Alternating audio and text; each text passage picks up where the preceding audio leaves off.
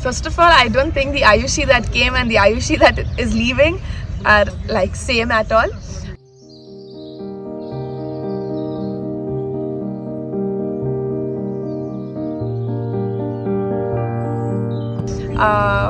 There are in certain ways that I can see the change, and I would not say just learning in terms of forestry or techniques of water conservation, but even personally, I think a lot has been personal as well. The journey to get the opportunity to come, stay here, work with people, work with the values of Sadhana Forest, and have them in your day-to-day lives. When I started, I did not even imagine what the project would look like, and I think a lot of us team members, we didn't know what it would be like. But now to look back and look at all the relations that we have made, the work that we have done, the sweet memories of, you know, instances that we have shared, and even the difficult times, but to share it with the team together, it feels beautiful. And it feels beautiful for me to be sitting here after the 2 years having completed it.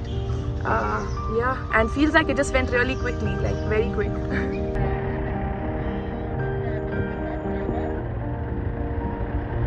We saw the bus coming together in front of us, so to slowly have that, to learn that system, to be living in the villages, to be able to pick up a few phrases of the local language, to live with the people, it was very new, it was very exciting as well, but at the same time sometimes challenging because of the newness and getting used to it. But I think it was very beautiful because it was very raw, and the relations we have made with the villagers, the way they accepted us, it was very beautiful.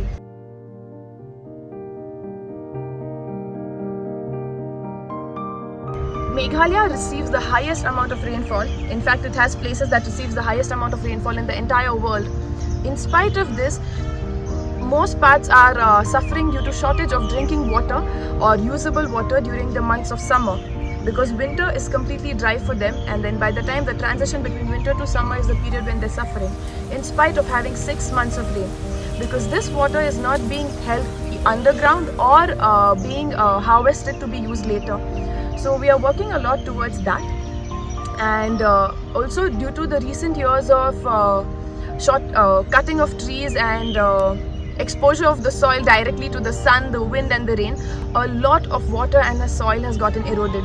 And Meghalaya being all hills, all of it goes down away to Bangladesh or Assam or the nearby states.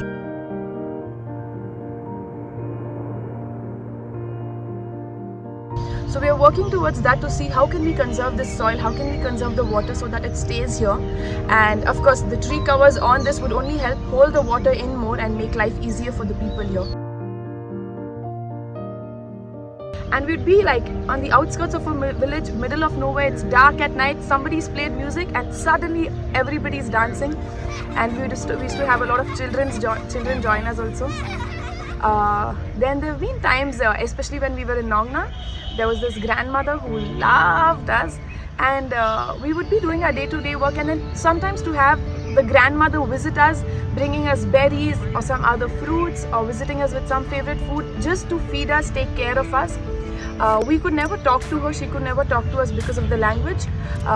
She had no idea what we were doing also, but she just knew that we were there in the nearby village, and that was like such a sweet moment, because we would be in our day-to-day work, but there used to be this one like an angel grandmother who would come and take care of us and go. And yeah. You told me the story when you came back second time to this place. How was the relationship with her?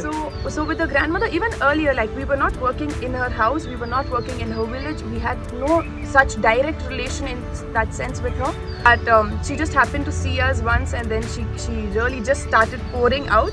And then exactly 1 year later, I went to Nongna again. And I had called her daughter, because with her I could speak a bit of English, and I informed her that we would be visiting. Even before I could enter the house, the grandmother from in the house, she walked outside with open arms, like she's just walking towards me, and she came and she hugged me, and her height is much shorter, so when she hugged me, she was hanging on my neck with her feet off the ground, but she was just hanging on me, and she hugged me for so long, and she started kissing, and then because she couldn't express in words, and she took my hand, she started kissing again hugging me. It was beautiful, it was beautiful. I'll never forget that. Yeah.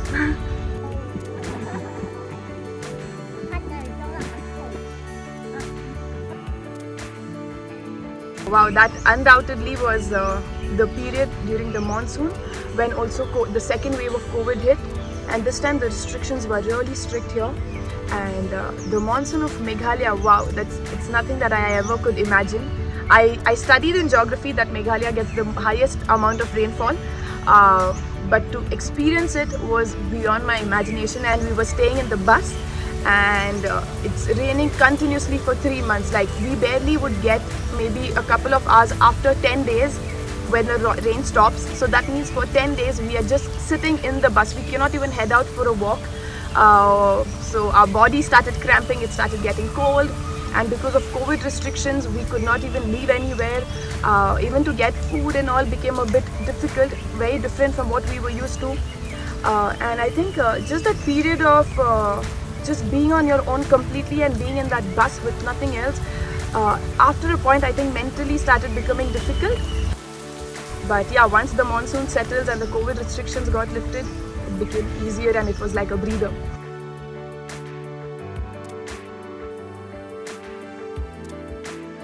Surely have been certain people in almost each village that have tapped in, and different ideas and thoughts have started coming to the head. And I would say it's not now being limited just to our trainings or what we do, because also the way we live, the food we eat, up to even the way we are maybe using our toilets, because even though we are staying in buses here, we have eco toilets inside the buses. So all of this has made the people very curious, and it started having them questions, start conversations. But if I speak only strictly limiting to our trainings, then we have seen in many places where already inspired by our trainings, people have gone back home and tried making structures of swale, structures of crescent moon trenches. In many areas in Jaintia, you can see very long, beautifully made swales, which I was very impressed by, because there have been people who would have maybe attended our training just for 1 day or maybe 2 days, and they just felt motivated by it. They went back home, they tried it in their own backyard, they could see that it really makes sense. They spoke about it to the head of the clamp department or their own village, and they got funding to do it in their own village but on a much larger scale. I think it's amazing. I think you can see it on my face already, because I'm like but also towards our work, I think it's very important, because to start off with and as a warm up, it's nice to travel around, stay in places for 2-3 months and go. But I think for really being there for the people, even once they start the project, when they need help, to be able to show results, to be able to be more impactful and more concrete in a place, I think having immersion centers and staying here permanently would make a big change. Also, this would give us the opportunity, or the chance to be working on a lot of sites over here, which we could transform completely. So we are not just giving training and leaving, but we are there on ground working, which creates a big impact on the people, because they feel it is not somebody who's come from the city teaching us and just going, because then they tend to forget. That is also a reason why we keep all our trainings practical, and people appreciate it so much, because they say when and in these trainings we are working with them. It is not like one person ordering, one person doing. And we have had so many people say that when we are working together as a team, we feel like we will remember this even more because we are doing it practically. And with Sadhana Forest staying here, I'm sure there are big changes to come, and there are more forests to come, and hopefully for the coming generation, when they come to Meghalaya, they might not see as many barren lands. And I'm sure that the people here would be very, very happy with this. Wow, this is a difficult question to answer, because there's a lot that maybe I'm not yet aware of, but I can feel. Because I think when I came in as a child, and now when I'm going out, it's like I came in as a bud, you could say, and now I've bloomed. And I'm not saying that the whole journey has been easy. I know there have been times when I've even called up Aviram and cried, or said, I cannot do this, or had my moments of doubt and fear and all of that, because I was unsure on how to go about.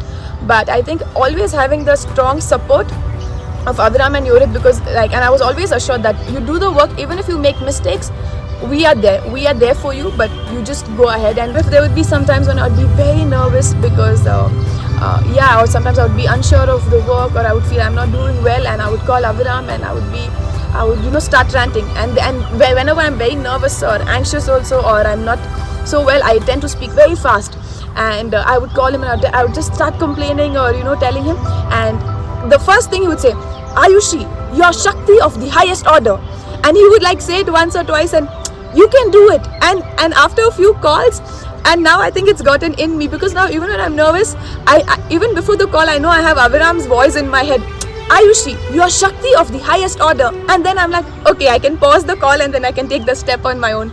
But I think that one phrase is now there in my head.